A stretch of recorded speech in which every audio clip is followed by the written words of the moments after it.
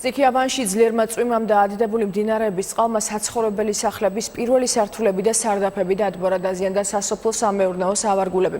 განადგურებულია ინფრასტრუქტურა. ყველაზე რთული ვითარება სოფელ სულორშია, სადაც მდინარემ ცენტრალური გზა წაიღო, რის გამოც 57 ოჯახი რაიონულ ცენტრსაა მოწყობილი. ირმა ჭოლაძე დეტალებით. ამ დრომდე გადაუღებლად წვიმს ვანის რაიონში სტიქიამ განსაკუთრებული პრობლემები შექმნა სოფელ სულორში, სადაც ადიდებულმა მდინარე სულორის წყალმა სოფელთან დამაკავშირებელი ცენტრალური გზა გამთენიისას წაიღო, რის გამოც რაიონულ ცენტრს და დანარჩენ გარესამყაროს 57 ოჯახი მოწყდა. ხახუტაშვილების უბანს ამ დრომდე არ მიეწოდება წყალი, ელექტროენერგია და ბუნებრივი აირი. ადიდებული მდინარე სულორის გამო პრობლემა ექმნება სოფლის საბავშვო ბაღის შენობასაც.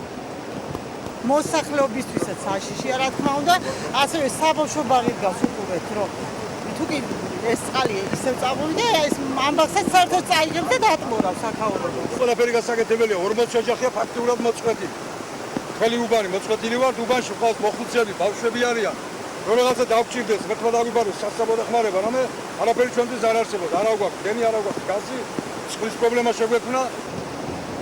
სტიქიამ სოფელ სულორის გარდა პრობლემები ვანის რაიონის სხვა სოფლებში შექმნა, განსაკუთრებით რთული ვითარებაა სოფლებში ბზვანში, მუქეთსა და ფერეთაში, სადაც ადიდებულმა მდინარეებმა და ღელეებმა ხიდე ბოგირები წაიღო, რის გამოც სოფლებს ათეულობით ოჯახი მოწყდა. ამ ოჯახებს ამ დრომდე არ მიეწოდებათ ბუნებრივი აირი და ელექტროენერგია.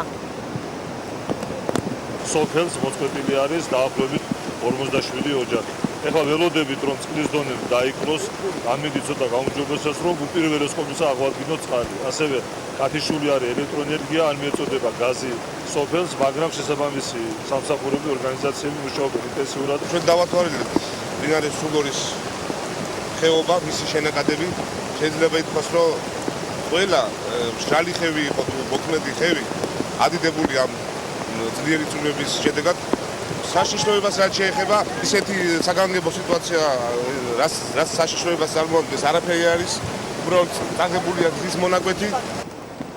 რაც შეეხება სტიქიისგან მიყენებულ ზარალს, ზარალის ოდენობის დათვლა ამ დრომდე ხერხდება, როგორც გამგეობაში აცხადებენ, სტიქიის რაოდენობის დაანგარიშება მხოლოდ ნალექის შეწყვეტის შემდეგ იქნება შესაძლებელი. რაც შეეხება სარეაბილიტაციო სამუშაოებს, გამგებელი ამბობს, რომ სარეაბილიტაციო სამუშაოებს გამგეობა ადგილობრივი ძალებით ვერ შეძლებს და მუნიციპალიტეტის გამგებელი ამ სამუშაოებში ცენტრალური ხელისუფლების ჩართვას ითხოვს.